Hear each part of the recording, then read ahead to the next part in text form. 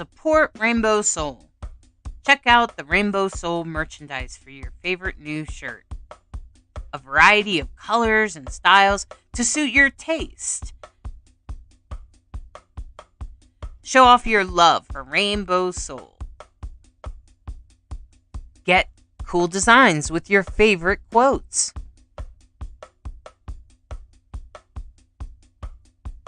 Designs come in a variety of colors so that you can express your most authentic self. Support Rainbow Soul in spreading the word that queer, gender variant, intersex, transgender is sacred. Rainbow Soul, putting the soul back into queer.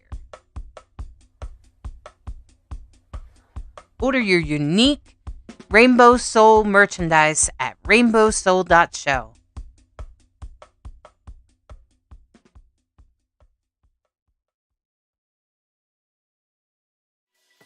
Welcome to Rainbow Soul, a live show and podcast in search of deep answers and medicine about consciousness, spirituality, witchcraft, natural magic, and queer, inclusive spiritual paths of many varieties.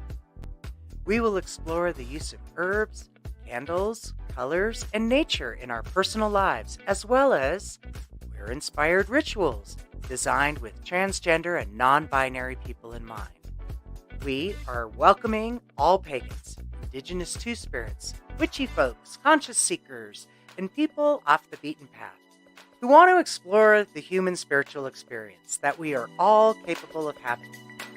With deep reverence in anti-racist values, inclusivity, and a healthy and honest respect for our ancestors, Rainbow Soul brings diverse guests and topics all related to queer spiritual experience.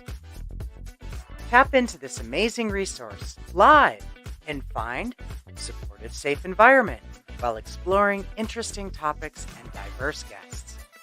Listen on your favorite podcast platform and catch the show at your convenience and still participate in the contest and games. Get more information about games and contests at our website, rainbowsoul.show. rainbowsoul.show. Thank you for tuning in to Rainbow Soul.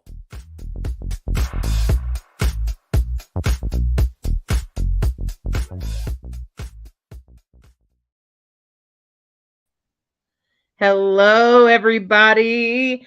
I am Hollis Taylor, and I am the host of the show, Rainbow Soul. And typically I have a co-host, Lacrosse Ortiz. I'm pretty sure he's going to pop in here at any moment. And if he doesn't, you'll just have to look at my face. And in the meantime, I am a psychic, I'm a medium, I'm an astrologer, I'm a witchy person, and I'm non-binary. And yeah, I'm a drag king too. So I hope you could check me out. You can go to my website at divineandrogen.com. You can also check out my book. It's called Divine Androgyny, and it is a book about harvesting your own sacred, authentic path. In other words, how do I figure out what works for me? That's what this is all about. Also help you if you've experienced trauma. I do address that. And I am a trauma-informed coach as well. So I also do that kind of thing. And the interesting, fun thing about Rainbow Soul is that we get to talk to some of the most interesting and amazing people. So right now, though, I want to get you centered and ready to receive new information that maybe you've never heard before. Okay? So I want you to just take a deep breath, close your eyes, and just kind of settle in for a second. And, like if you're listening on a podcast or something and you're like driving, don't close your eyes, okay? But just take in a deep breath.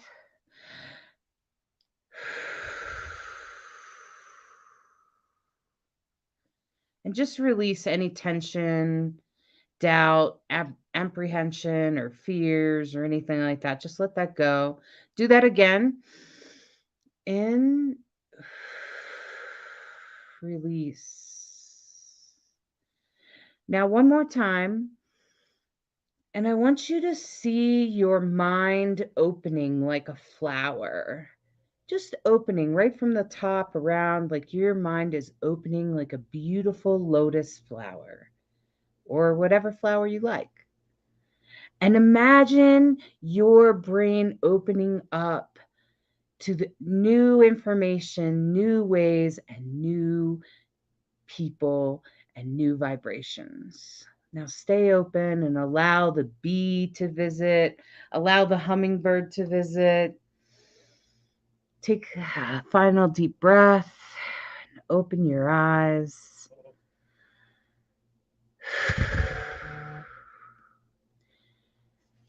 Thank you for breathing with me in Rainbow Soul. And I just like to take a moment to do that because sometimes we hear new things. And when we hear new things, we're like, some of us are more open to it than others, eh? And I think it's best to walk around in the world with an open mind. So, first, today, I'm so excited about this guest because, first of all, okay, there's there is a huge drag community in the world. Okay, in case you didn't know that, there are drag people all over the world. And a lot of them are trans, a lot of them are non-binary and such. Not all of them, though. Not even all of them are gay, okay? But typically they are at least part of the GLBTQIA community, okay, in some way. At least they're usually allies, at the very least, okay? And these drag people, drag comes in lots of shapes and sizes these days, in case you haven't noticed, in case you have missed it. RuPaul's changed that stage a lot, but so has the non-binary. The non-binary gender revolution has changed the face of drag as well. But there was a time that the interesting part was that there was a push. Like queens have been around for a really long time, and so have kings, but there was a little bit of a push or a height recently, actually in the early 2000s and through the early like 2000s, there was a big push for drag kings. Okay. And so it's really interesting to me to meet people in the drag community that are also spiritual. Why? Well, it's kind of a rare breed, actually. But we do exist. And I've met, I think, more kings that are spiritual than queens for some reason. I don't know why that is, but has happened with me. And usually the kings that I meet, they're not Christian. Most of them are kind of witchy. So I'm excited to introduce you today to this amazing witchy drag king. I just have to say it that way. And his name is Arthur Itis. Hi. Hi, Arthur Itis. What can you tell us about yourself? Like, tell us, where you're from and what you do and who you are. I'm from London in the UK. I've just recently, I've always, I think I sort of briefly told you in my bio, I've always felt odd as a child. And I had quite a mentally and emotionally abusive childhood, which led me on to abusive relationships. So I didn't really come out till recently, only probably a couple of years ago. So it was like a eureka moment. It was everything came flooding in. I realized that I was actually asexual, that I was genderqueer. I mean, it was just but I think heart in hearts, I knew something. Well, I'm not going to say normal, because as far as I'm concerned, what is normal? I did feel different as a child. Um, I did feel, feel different as a child. Um, I did feel, feel different as a child. Um, I did feel, feel different as a child. Um, I did feel, feel different as a child. Um, I did feel, feel different as a child. Um, I did feel, feel different as a child. Um, But so what I do now, I mean, I always was drawn. So I got a degree in drama, and I was always drawn to the male parts. Yes, please, I'll do the male parts. So it's only about 2 years ago I started doing drag, and I've always been, as far as I remember, I've always been drawn to witchcraft and being pagan, and collecting stones and collecting crystals and reading tarot, and yeah, so everything now finally has come together, and I'm starting to be my authentic self, if that makes sense. Totally makes sense, actually. And I'm totally excited to celebrate this authentic expression of you, because I feel like there's a whole lot of people in the world, especially like some of the younger people that I talk to sometimes. I've had a person come to me and just, ask me a lot of questions about, well, how did you become authentic? Like, how did you know what was really meant for you? And questions like that. And I think it's really important because we serve as an example, if nothing else. And if we can help them, then fantastic, right? So, Yeah. like, what are some ways that helped you kind of get to that? Like, what is the part of you, how did you get from a toxic relationship to starting to uncover and express your authentic self? Well, always used to hide my paganism and the fact that I was very drawn to witchcraft because I was always ridiculed.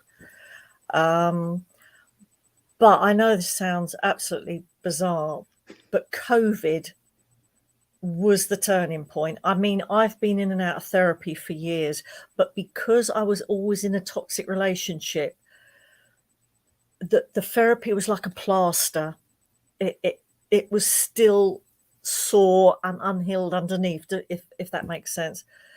So COVID, because we were shut down and we had nowhere to go, and I was stuck in the house with this really abusive person, and it just, something clicked. I can't even, and I realized that I needed to get rid of this person and start living what I wanted to do.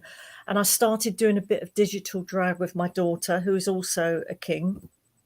And when everything opened up, I got rid of my partner, and yeah, and everything just started coming together. It was brilliant.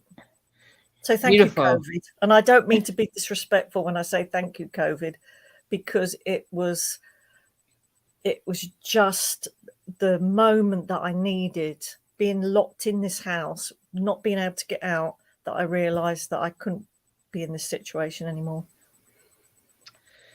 Yeah, sometimes it takes really hard moments to help us change. Yeah. And that's an interesting thing because it falls into alchemy, which is a type of witchcraft, Yes. at least that I practice. And so I totally get what you're saying. Like, to me, it's like, well, yeah, it got really bad. So then you got the power to change it, and I believe that friction that happens, and I even believe that the trauma that happened to me as a young person, and even the toxic relationships I was in, actually helped me. Now that I've left them and moved on, now I've become more of my authentic self. It actually was part of that fuel, like the fact that the relationship was toxic, the fact that my childhood was traumatic, and those kinds of things can actually serve as fuel. Yes. In a way. Yeah. So you also do drag, and I think that's totally fabulous. And I'm always looking for drag kings that, that are also spiritual, or drag people. It doesn't matter. They can be a king or queen or something else in between. And so let's talk about your drag king. So his name is Arthur Itis. because I've got arthritis. I've got a connective tissue disorder. Yeah, I know. So I think sometimes when things are really dark, you have to find humour to get you by. And arthritis just summed it up. He's just an old fella with arthritis. Now you guys, I was like, oh wow. So I do have like your I'm going to show your Instagram with a picture up. Okay. Okay. So now this picture, can you guys see this? I'm like, "Oh my gosh, Arthur Itis looks like a total old dude, an old man." I was like, "This is so great, but also very magical, and you're dressed very fabulous, I must say." Arthur Itis is dressed very fabulous here. You're wearing, sort of what looks like a red suit, huh? It's Sequin suit. sequins. Yeah, and so I don't know who's the drag king next to you or the person next to you? Well, this is a friend of mine who actually got a grant from the arts, our local arts fringe festival, and they put on this concert in this venue, and they said, "Oh, I really want you to come along." So I was the only drag act. And the thing is, you had members of the local council there, and you had some mums whose daughters were doing a little dance behind him while he sung. So this was not really a queer audience. So Robin comes out, obviously, to sing in BTS Butter, or lip syncing, I should say. And it was just like the women were very confused. They thought, but this is a bloke. I don't understand. So, so that was a photo shoot. So we went to a very iconic place, which is Battersea Power Station, which is very iconic where I live. So we had this photo shoot, which is part of this art fringe festival thing. But yeah, Now, it was fun. well, I appreciate your outfit there. I was impressed. Like from a drag king to drag king, I was like, "Whoa, sequin suit." I eBay, agree. by the way. Oh, wow, really? Okay, not to fit my chunky butt.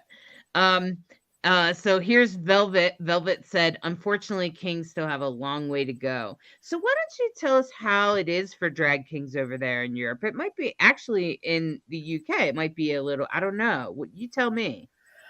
Um,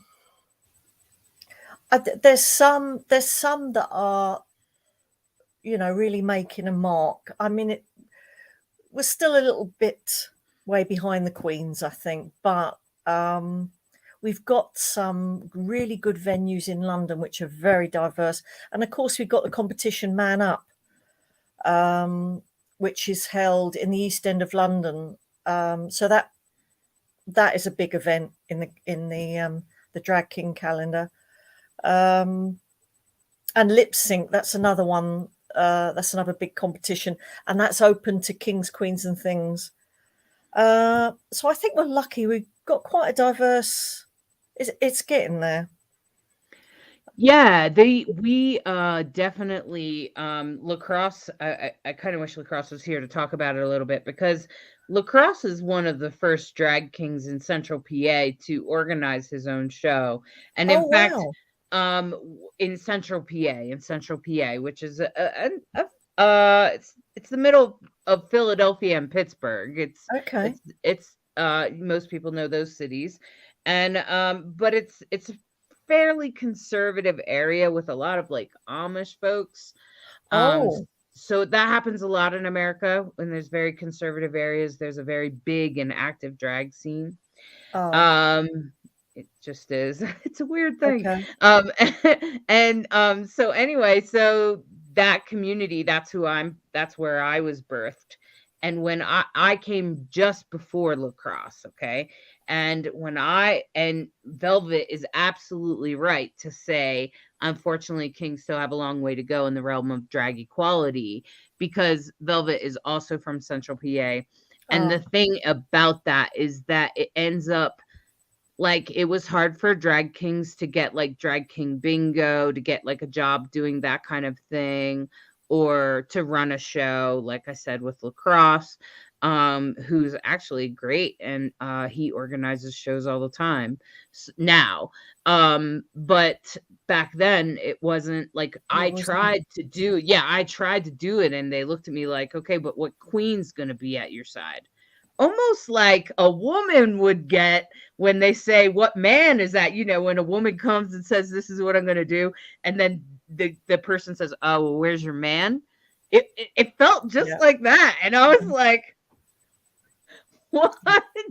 Yeah. And it definitely did happen. And some of the queens, in our drag family in particular, at least, were able to step up and say, yeah, there's something's not right about that.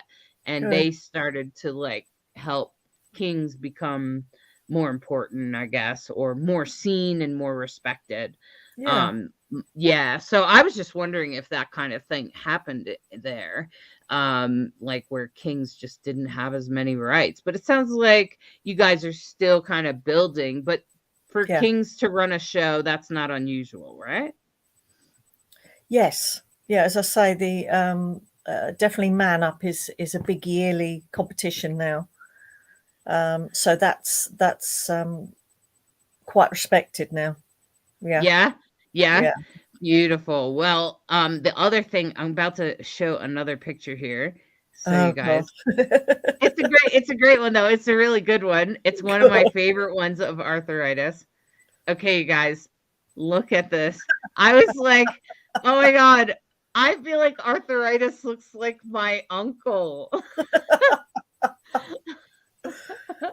I'm like, I want to give you a big hug because you look like my uncle, who's and if you ever see him at a gay bar, that's all I could do was give him a big hug, because he's actually conservative and probably would never be caught in a pink suit, you know what I mean? But like the beard and the hair, so I just thought y'all would want to see that. So for those of you watching the live or watching the video later, you can see what Arthur Itis, some pictures of Arthur Itis. So when you did that outfit, did you do it for a competition or a special show? So a very good friend of mine does a brilliant little Naz. He does, I think, Montero. Okay. And I said to her, obviously because she's a queen, wouldn't it be funny if I had done Billy Ray Cyrus and you done the little Naz? And they said, let's do it. So I've been building the character. I don't know, it's my version of Billy Ray Cyrus. So in September we're finally got our chance. There's a big like queer country club down on the coast in south of England, and we're going to be debuting it there. So I'm super excited. So that night was a chance to bring the cowboy out by myself to try and build the character. So that was, so that's what it's building up for. Yeah, I've definitely had a cowboy character. I've totally played with the cowboy, the whole thing. It's a lot of fun. It can be a fun thing. Absolutely. I want to send you my t-shirt that says has a picture of a big rooster on there. And it says something about ride a cowboy type of thing. It's an inappropriate joke. That sounds brilliant. That sounds brilliant. I've definitely wore that song doing some country song. Okay, so Eve asks, Eve, who is also a drag king, and you could put your drag name in the thing, Eve. I know you have a new one. But Eve asked, what do you think was the most important thing you've learned from performing as a drag king? Just how much Arthur is part of me, and how expressing my gender queerness is so important. It's really, I don't know. It's like having two people in me. I mean, Arthur is so much. I mean, once I put the beard and the chest wig on and everything, it's all I'm doing is showing what's inside me. It's just so, there's times when I feel more Arthur than Nellie. It's just been a revelation for me, just how much I've been keeping that in and how much he's wanted to come out. Does that make sense? Yeah, absolutely it does. I think most of us feel that way. In fact, I know that Eve had the experience of having a drag king. I'm pretty sure it's okay to share this, because I think they've talked about it on the show before. Eve had the experience of bringing through a drag king that kind of they realized was so much them that they actually needed to keep the name for their own self as a non-binary person. So Eve will soon be known as Jamie Angel most of the time, but their drag name, their new drag name, I think is hilarious. Hidden in plain sight. So hidden in plain sight. That is brilliant. That is brilliant. I totally think that drag is medicine. And that's one of the things that I know Lacrosse and I would want to talk about tonight, is that drag is medicine. Yes. That when you do it, it's kind of, first of all, medicine for your own gender experience, whatever that might be. Absolutely. Yeah.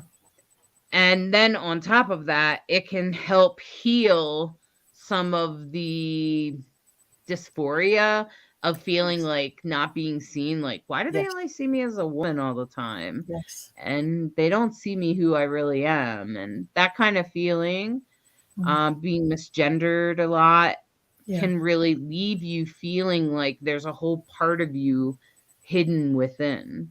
Yeah. And I think after years and years and years of that, some of us more than others, right? I didn't come into drag until I was about 35 or approaching 40. Okay. So I was much older. But at that point, I was ready to explore. Now I'm, approaching 50. So it's drag, and I still will do drag. I still do it probably about once or twice a year, usually around Pride. And I find that drag still feeds that part of me. Yes. And I think, and I was hoping Lacrosse could talk a little bit about, because I know he has the thing of, he's a trans man, so now he's completely transitioned, and then when he does drag, he's like, I'm seen as a man all the time, and now I'm a man performing, and it doesn't quite feel the same. Ah, okay. Now that he's had hormones and surgery.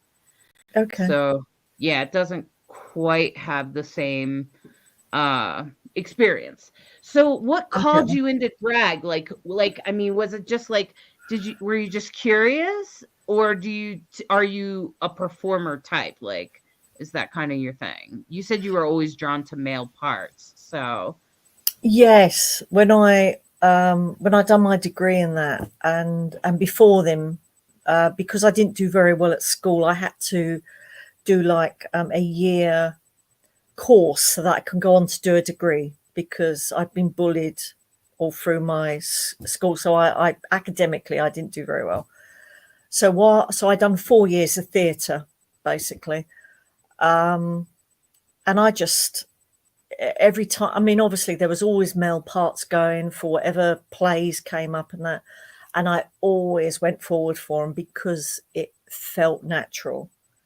So there was always something there. I mean, I love performing and I love, but it's more than performance. It's when I get ready to get into drag, it's everything. It's packing up, it's putting my packer on, it's putting my chest on, and it's that process that is that I just feel such a connection with. The performance is an added bonus, if that makes sense. I see it as magic, and this is kind of what I was implying in our text message. And I don't know if you've ever done this, but maybe you have, or you could try it. If you had something you wanted to manifest, so I'm going to just share a short story about drag.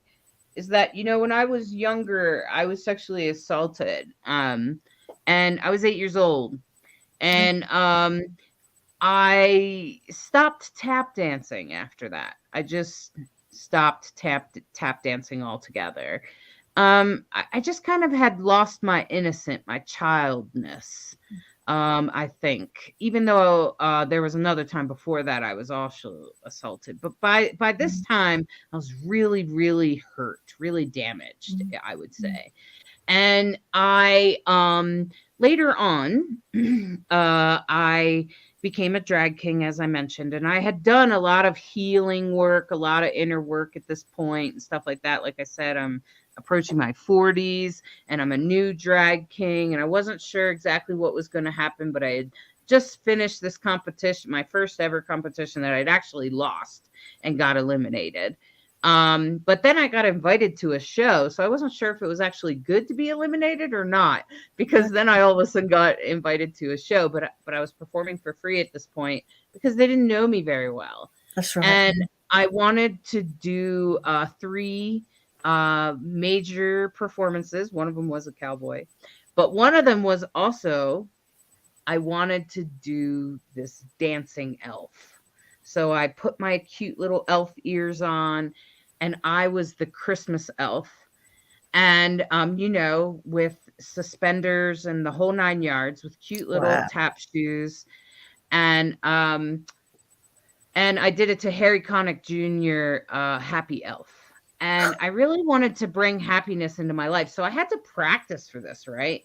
So for weeks leading up to this, I would practice a couple of times a week. And I would think to myself, I'm going to change my experience, my tap dancing thing, because tap dancing always reminded me of that time in my life. Because I was aware, even at 8 years old, that the two were aligned. And so, like, I would just keep focusing on bringing in happiness in my life and transforming this old scar that I felt like that guy didn't deserve my energy anymore. He didn't deserve to take up room in my head, and he sure as hell didn't deserve my happiness, right? Because he was the one that took it to begin with, right? He was a minister. And I was sort of angry in that way, and I just kept dancing, and I kept thinking about this, that I was going to take my body back. And I was trying to lose weight too, so it was great that I was tap dancing a few times a week. And more this happened. And then when it came time for the show, I was a little nervous and anxious. I'm like, I don't know if I got the steps right. Gosh, I haven't tap danced in 32 years, right? And finally I get on the stage and I perform it. And during the performance, the crowd is cheering. This is a very enlightened crowd in Central PA. They're screaming, they're standing up, they're laughing, they're clapping, they're just loving it, right? And they're loving my performance. And in that time, I felt something within me happen. Magic happened within me. And ever since then, my life has gotten happier and happier and better all the time. And that man no longer has any room in my life. Yeah. And I've transformed that huge trauma which is sometimes talked about in NLP. But I was just wondering, like, have you ever tried to, like, you're a witch, so I'm just wondering if you've ever tried to bring your witchcraft into your performance. Um, well, it's I've got a very strong affinity to Hecate. As a kid, I always remembered, especially if I was upset, which was quite a lot, I would talk to the moon and talk to how I would see Hecate. So it's something I still do. I find if I get anxious or anything, with her, even if it's a new moon and I can't see her, um, I that's how I try, and that's always my go-to because it was always my go-to as a kid. Um, is always speak to Hecate. Um, you know, through the moon. I know this sounds. I know you will understand it, so it won't sound so mad. Um, but that's always my go-to. Or I do like doing a lot of candle magic as well. And as my sons would say, I like to set off the fire alarms because I do like a good frankincense and myrrh. I like a good incense, a good heavy incense. So there's a few things that I use to help with my anxiety, especially if I know I don't do competitions anymore because I get very. It just raises too much anxiety for me because I'm very self-critical. So I can't. I would prefer to just do an open mic or a show, but no more competitions now. I don't blame you. I don't particularly care for the competition energy at all, or the Yeah, competitive energy doesn't ever feel good in my heart. So I'm right no. there with you. Um, Hannah is a pagan, and she's saying that drag kings are awesome. I've sometimes wondered what it would be like doing that. Hannah, you live in Colorado. Just hit me up. I can help you. And she says, when I was in drama, there were a couple of times I was cast in a male Ah, part, and I loved it. So you have that in common with yeah. arthritis, Hannah. And I want to say, Hannah, that I've actually met a person that other than, I mean, I don't know if you do this, Eve, but I performed with another drag king that was deaf, and he signed Yeah. and sang, like he lip synced, but he signed the whole Wow. thing, and it was a pretty amazing performance. I was pretty impressed because I was like, how can you do drag if you're deaf? And so he pretty much busted my bubble in that way, and I appreciate that. But I know that I know that Eve and Hannah both know sign language, so I just wonder if they ever did that in their drag. Do you have that kind of thing over there in Europe? Are there in the UK? Are there drag people that are disabled in any way, handicapped? I did do a one of the competitions. I've done two competitions. My very first one when I first came onto stage, but the second one was disabled only. And while I was singing BTS Butter, I had a signer Oh, nice. doing all the. So that was really cool, and it was a really brilliant experience. So all the kings and things and queens were all disabled in one way or another. So that was pretty awesome. Oh, that's really awesome. Yeah, especially to sort of celebrate them in that special way. And Yeah. I definitely enjoy the sign language Mm. singing. I just think it's fun to watch. So I just yeah. So we are going to take a little break, And so we're just going to take a little break, my friends. We'll be right back. And I hope you take a moment to enjoy this.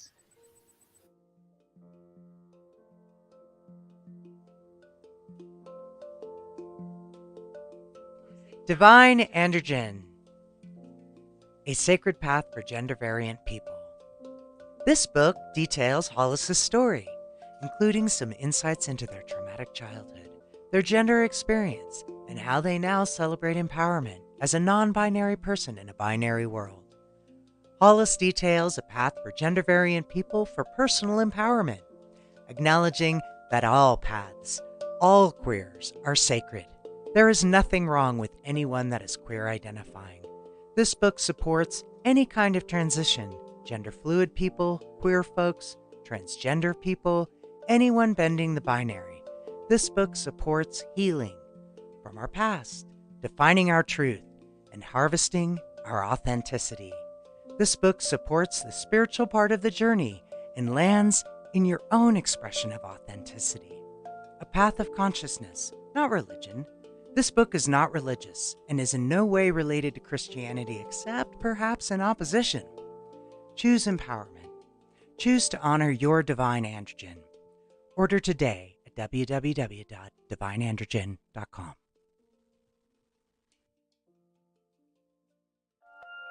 In the land of Africa, there lives a hippo who learns to overcome being different through an ecstatic dance experience. Sometimes life is sweet, and sometimes life stings. It's up to you to decide. What are you willing to be? Asks the honeybee. The firefly reminds us that only you can shine your light. The butterfly speaks of the wonder of transformation, while the moon helps the hippo feel a confident glow. Find out what happens in a hippo dance trance. This beautifully illustrated book presents expressive artwork through gender-neutral characters that deliver messages about being yourself, perspective, and personal transformation. Order today at brighthawkproductions.com.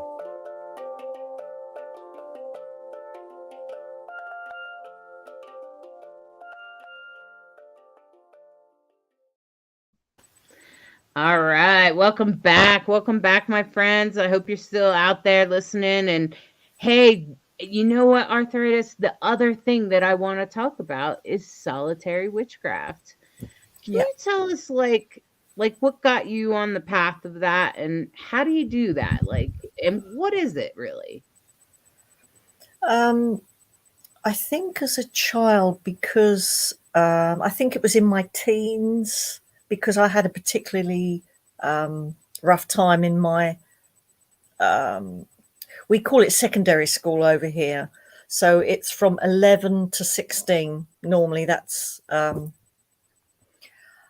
it was particularly rough for me. And I spent more and more time, I felt very isolated. So I was like, I was just doing things, talking to the moon, obviously, was one of my things. But I would light candles. It was like almost like affirmations I was doing, you know, sort of still working out, am I that much of a bad person that, you know, my parents don't think I'm valid, that the students at the school don't think I'm worthy. It was so I won't call it an affirmation, but I was doing things by myself that I feel was that path, that solitary path. And I did start experimenting, going to the odd spiritualist church. And I actually I had a really bad experience in a spiritualist church in a group. And it was very, very uncomfortable. I can't even remember what happened. All I remember is I don't want to be here. This doesn't feel natural. I don't want these people around me. I don't know them. I don't trust them. And I think that was another thing that enforced that I wanted to be on that solitary path. if that makes sense. Mm-hmm. It was hard to because of the group. I totally get it. Actually, I went Ah, from solitary to group and went, oh my god, and then went back to solitary. I was like, it just sounds like yours was a little shorter and a less traumatic than mine. Um, so the solitary path so mostly means that you practice by yourself. yes. And what does that look like? Oh, it can be 3 o'clock in the morning. I'll jump in the car and I want to drive down to the sea. Or, and I usually throw my dogs in the car. They usually come with me. In the middle of a forest, and I need to walk amongst oak or my favourite tree, which is yew. It can be whatever I feel, and what I love about it, it is spontaneous. I'm not fitting into somebody's Wicca rules or Alexandrian rules, or it's my rules. It what feels comfortable to me and what I feel I need to do for me. So Absolutely. And do you ever like, cast a circle and yes, I perform have. with intention and all of that? Yes, I usually take. I've got my athame. I never know if I'm saying it right. I think it's athame, Thank but you. that's how they say it in America. So, Um, I travel very light. I just, and even if I don't have it with me, I will go and find either a piece of yew or a piece of oak. Um, I never take something without asking, and I always leave something behind to thank them. So I never go ripping off a piece of wood or a piece of oak or anything like that. It's all about consent as well and respect. So I never do that. So and I do, yeah, and I do a lot. I do love a lot doing a lot with candle work and with my incense. I love visualizing. Um, yeah, hmm. And do you honor the holidays like Samhain, yes, Beltane, things like that, the changing of the seasons? Hmm. yes, I do. Last summer solstice, because everybody normally gravitates to Stonehenge on summer solstice, but actually, it's the winter solstice that was the most important to the pagans of that time. Not the summer solstice. It was the winter solstice that was the most important. But last year, I actually went to where the blue stones, the original smaller circle in the middle, they came from the Preseli Hills in Wales. So my sister and my daughter, we made this pilgrimage to Wales, to where they were actually mined, where these actual stones were mined, and then carried off to Wiltshire. So So, that was amazing. and the ancient pagans there, or the pagans that came before that built these stones, circles, were Celts, yeah, or I don't know if they were Celts. They People from all over England came to visit, so that okay. there were probably Celts that came, from Wales, from up north, all over England. They came and visited and celebrated. I mean, Stonehenge was started off as a burial ground. It became spiritual, where everyone congregated to. Um, it was an important site, but it started in the Stonehenge, and then when the Beaker people migrated from Europe and made it bigger with the sarsen stones, they brought the Bronze Age over here, and it became it. it was just an incredibly important site for so many centuries to so many different people. Yeah, it sounds like a sacred site for many groups then. Yes, So absolutely. many groups could come, and the idea was that I know that the sun shines through a certain spot or That's right. something like that Yeah. during solstice. Is it both solstices, winter and summer? Winter and winter. The winter was more important. So they've done obviously a lot more archaeology and that, but there's a new guy that's just brought out some books. He discovered that the winter solstice was more important because everybody came together and celebrated the end of the harvest and gave thanks, and there was a big feast. So this is what they discovered: the winter solstice sun was actually more important than the summer. Mhm. So, can you tell us how you, when you think about, okay, so like, of course, I'm pretty sure it's the same in the UK. The United States is often a very Christian perspective. So most people think of God and he's a guy. And most people, the only feminine, I think, spiritual thing that most Christians have is the Mother Mary. But how do you like, I think for pagans in America, there's a lot of different perspectives. There's some that see the divine as a genderless being, and there's some that have the god and the goddess, and then there's some of us over here in the weird park, and we do the god goddess both and neither. And I was just wondering if you have any of that kind of um affiliation in your practice. Um, there is that. I mean, the general. I think the general belief is there's got to be a balance. There's got to be. I think most pagans will say male and female, but the thing is, I think it's more fluid than that. I've got a beautiful statue of Baphomet, which is male, female, and animal, and to me, that is more realistic to me. Is the fluidity, the in between, that you don't necessarily need the male, you don't necessarily need the female, but the fact that they're all fluid is more powerful. And to involve animals, I mean, that because Hern the Hunter or Cananus, whoever, whichever you want to call it, with the stag horns and everything else, to me, it's all about that. It's all about that fluidity.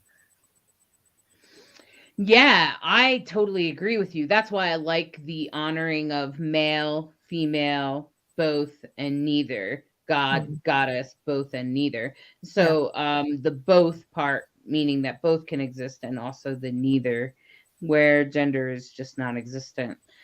So I really appreciate honoring all four of that. That comes from the radical fairies. I just want to say Mm, that idea comes from the radical fairies, specifically the group that I studied with, the DC radical fairies, Washington okay.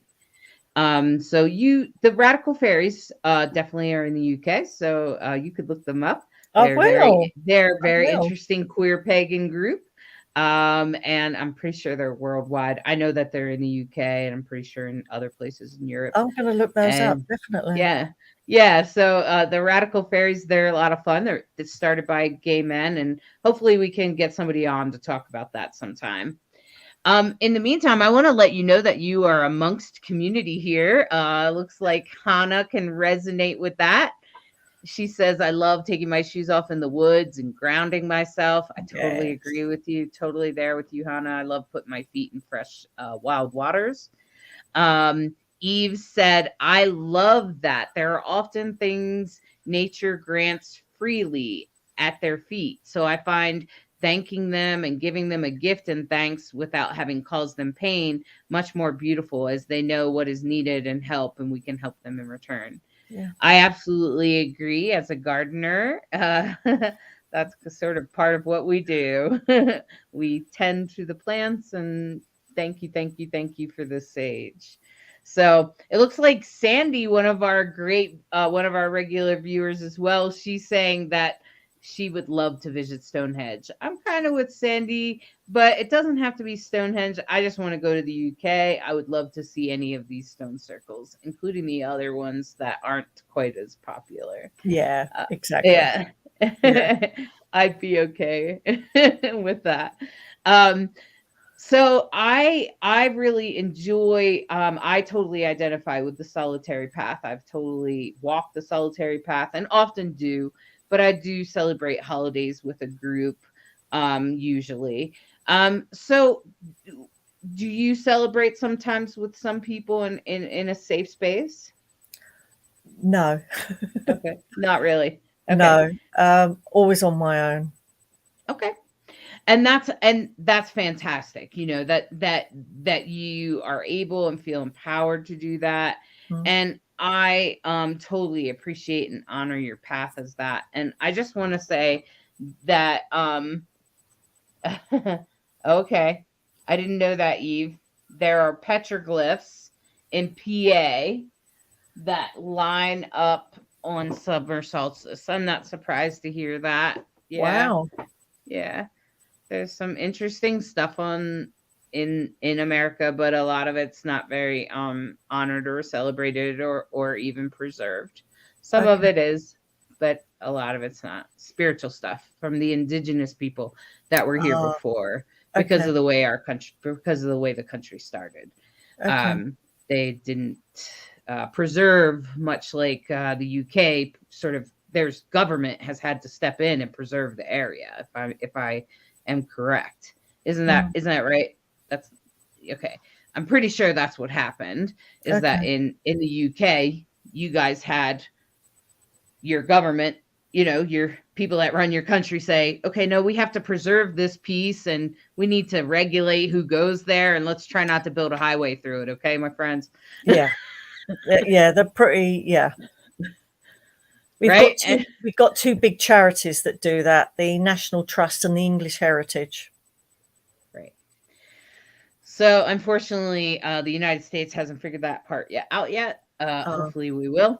okay. Hopefully we will someday, but we haven't as of yet, and that's why the indigenous people are screaming in the United States. That's why that they protesting all the time and Okay. whatnot because it's usually sacred. It's usually sacred land that they're fighting over. Yeah. Um, so Bright Hawk, who is sometimes a co-host on the show, says that she was fortunate to be at Stonehenge on fall equinox and that they played music with friends on their handpan. Oh, So wow. the handpan's a very beautiful, magical instrument. And it's a really special sound. Yeah. So yes. So I did know that about Bright Hawk. There is a video out there, I think, somewhere. So I'm about to pull 3 cards, my friends. We're going to do a little tarot reading. We're going to Wow. see what cards we have for the whole group. And right now, I want you to remember that no matter what I say, remember that some of these things are meant for you and some of these things are probably not. So take what you like and leave the rest. And I'm just doing this for everyone that's listening now live and everyone that listens to this later, including on the podcast. And so the first card here I indicate is sort of a broken heart. And I think a lot of us have experienced a lot of that recently. I'm going to feature my picture for a moment here.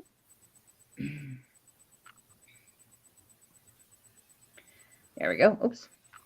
Okay, so you can see that this is the 3 of Swords. This is the Pride deck, Love is Love deck, and this is the 3 of Swords. And this is about sort of like heartbreak and the blessing that comes out of heartbreak, which usually is like what we talked about earlier in the show, which is the drive that drives us to find a different way, okay? So when something goes wrong, we usually after we get over it a little bit, we usually find it usually is fuels us to change things. And so that's what this is about. This is in our past, our most recent past, and there's been a lot of heartbreak, especially for Americans right now and all over the world. It's not exactly an easy time. And it definitely has been a lot of heartbreak, including conflict. Okay. And yes, that has happened. And yes, um, but I want to let you know that you have your own power. And that's exactly what this card is all about. This is the Knight of Swords. And this character here is is very powerful, very strong. They are bringing forth messages. And this is kind of also about activism because it's kind of black and white, meaning that in activism, sometimes there's a black and white. Like, if you take away all women's rights, if you take away abortion, then you lose all women's rights. And that's not completely true because there are some states that won't let that happen, right?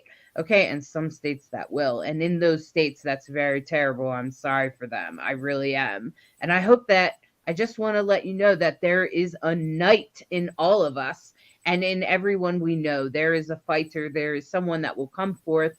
And that's what this is telling you right now. Walk in your power, bring forth your message, bring it forth black and white because that's what we need right now. We do need to hear the harshness of the message. We do need to see the contrast between the two. Okay? And I do agree that we're going backwards, okay? And this is about your future. And this here is the 3 of Wands, which is all about your thoughts, wishes, and intentions.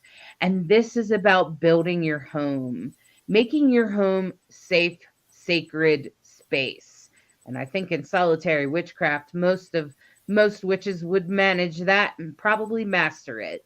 And so this is a reminder to make sure that your home, regardless of what's going on around you, is in a safe way, is safe space, and that you create a safe and sacred space inside your home to the best of your ability, even if it's just in your bedroom.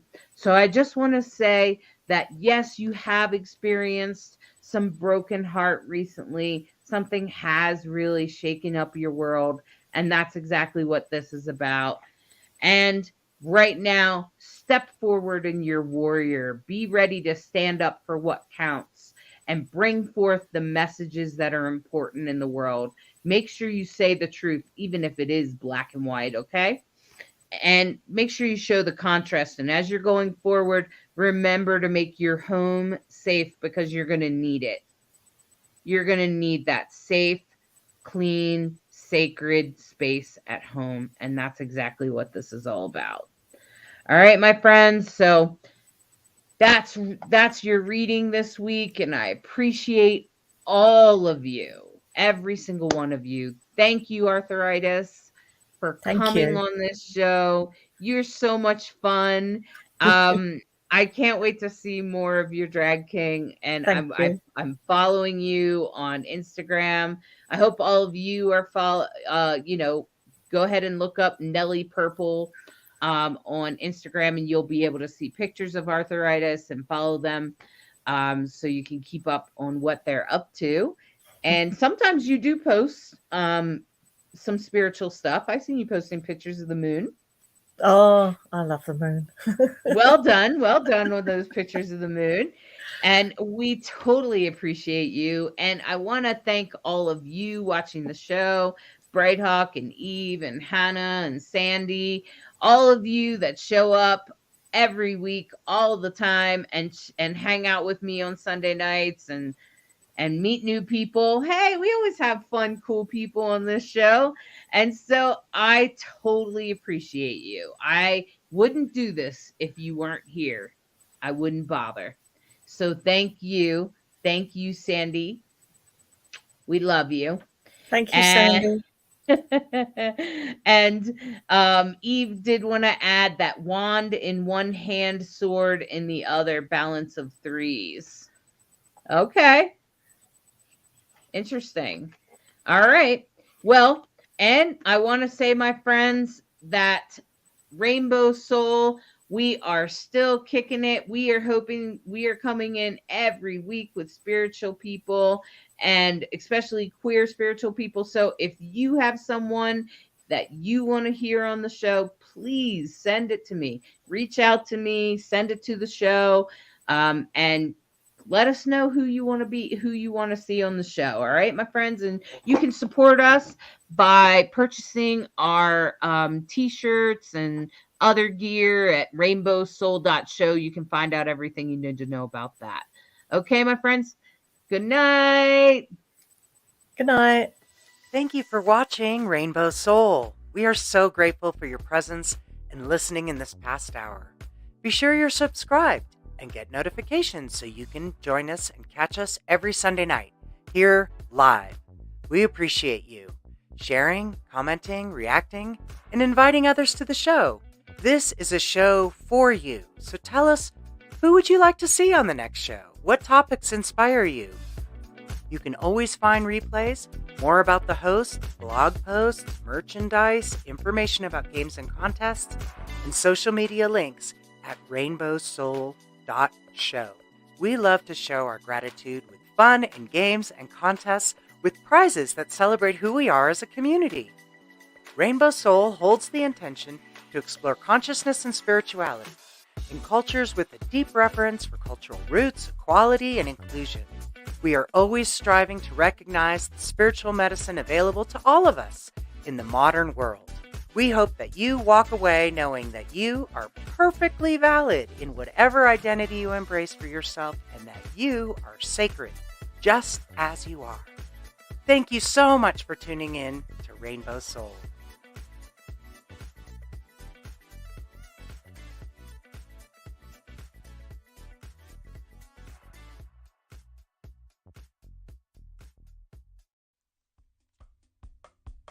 Support Rainbow Soul.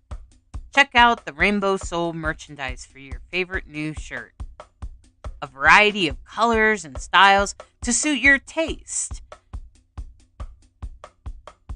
Show off your love for Rainbow Soul. Get cool designs with your favorite quotes.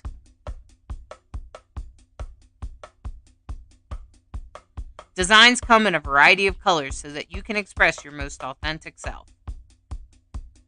Support Rainbow Soul in spreading the word that queer, gender variant, intersex, transgender is sacred.